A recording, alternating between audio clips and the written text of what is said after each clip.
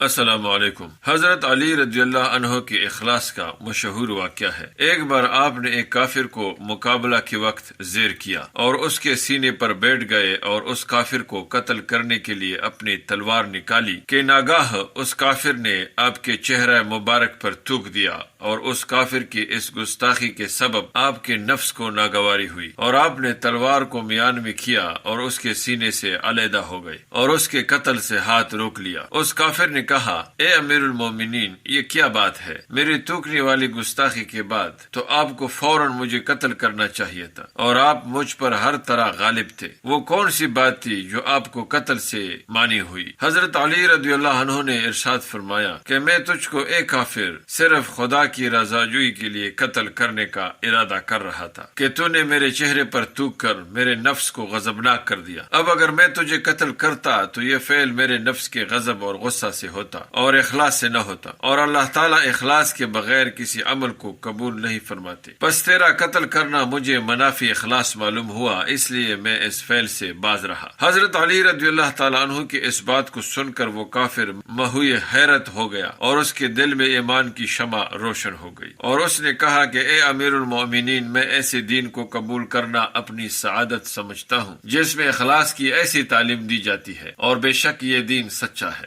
دوستو، حلم کی تلوار لوہے کی تلوار سے زیادہ تیز ہے، اور اثر میں بلکہ فتح حاصل کرنے میں حلم زیادہ مؤثر ہے سینکڑوں لشکر سے۔ اللہ تعالی ہمیں رسول اللہ صلی اللہ علیہ وسلم کی سنت اور صحابہ کرام کی نقش قدم پر چلنے کی توفیق عطا فرمائے، آمین۔ السلام علیکم ورحمۃ اللہ وبرکاتہ۔